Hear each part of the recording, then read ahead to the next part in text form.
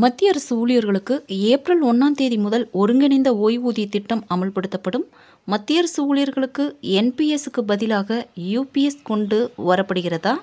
பழைய ஓய்வூதிய திட்டம் மற்றும் தேசிய ஓய்வூதிய முறை ஆகிய இரண்டின் முக்கிய அம்சங்களை இணைத்து ஒருங்கிணைந்த ஓய்வூதிய திட்டம் அறிமுகம் செய்யப்பட்டுள்ளது.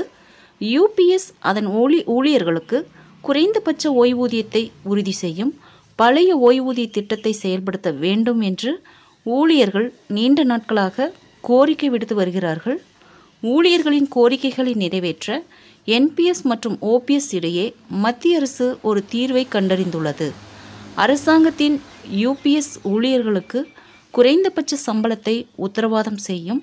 இதனால் ஊழியர்கள் ஓய்வு பெற்ற பிறகு ஓய்வூதியம் பெற முடியும்.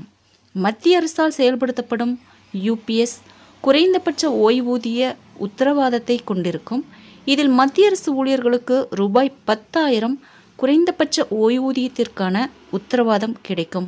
இது குறைந்தது 10 ஆண்டுகள் சேவைக்கு பிறகு ஓய்வு பெற்ற ஊழியர்களுக்கானது என்பது குறிப்பிடத்தக்கது. அதாவது மத்திய அரசின் ஏதாவது ஒரு துறையில் மத்திய அரசு ஊழியர் குறைந்தது 10 ஆண்டுகள் பணியாற்றியிருந்தால் அவருக்கு குறைந்தபட்ச ஓய்வூதியம் உறுதி செய்யப்படும்.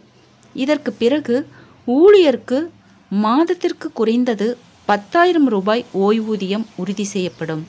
இந்த திட்டத்தை தேர்ந்தெடுக்கும் மத்திய அரசு ஊழியர்கள் கடந்த 12 மாதங்களின் சராசரி அடிப்படை ஊதியத்தில் 50% ஓய்வூதியமாக பெறுவார்கள். இருப்பினும் அனைத்து ஊழியர்களும் இதற்கு தகுதி பெற மாட்டார்கள். ஜனவரி 24, 2025 தேதியிட்ட யூபிஎஸ்ஸின் அதிகாரப்பூர்வ அறிவிப்பின்படி யூபிஎஸ்ஸின் கீழ் உறுதி செய்யப்பட்ட ஓய்வூதிய தொகை பின்வருமாறு இருக்கும். முழு உறுதி செய்யப்பட்ட ஓய்வூதியம் ஓய்வு பெறுவதற்கு முந்தைய 12 மாத சராசரி அடிப்படை ஊதியத்தில் 50% இருக்கும்.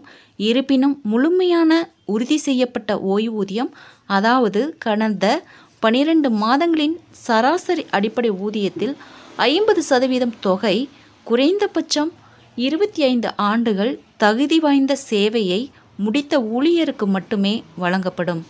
ஒரு ஊழியரின் சேவை காலம் 25 ஆண்டுகளுக்கு குறைவாக இருந்தால் விகிதாச்சார கட்டணம் அளிக்கப்படும். 10 ஆண்டுகள் அல்லது அதற்கு மேற்பட்ட தகுதி வாய்ந்த சேவை காலத்திற்கு பிறகு ஓய்வு பெற்றால் ஒருங்கிணைந்த ஓய்வூதிய திட்டத்தில் மாதத்திற்கு குறைந்தபட்சம் ரூபாய் 10,000 உறுதியான ஓய்வூதியம் கிடைக்கும். ஓய்வுக்கு பிறகு ஊழியர்களுக்கு நிதி பாதுகாப்பை வழங்குவதே அரசாங்கத்தின் நோக்கமாகும். யூபிஎஸ் என்பது ஊழியர்களின் எதிர்காலத்தை பாதுகாக்கும் ஒரு முக்கியமான நடவடிக்கையாக பார்க்கப்படுகிறது. ஃப்ரெண்ட்ஸ், இந்த தகவல் உங்களுக்கு யூஸ்ஃபுல்லாக இருந்தால் என்னோட சேனலை சப்ஸ்கிரைப் பண்ணுங்கள், லைக் பண்ணுங்கள், மற்ற நண்பர்களுக்கும் இந்த வீடியோவை ஷேர் பண்ணுங்கள். தேங்க்ஸ் ஃபார் வாட்சிங்.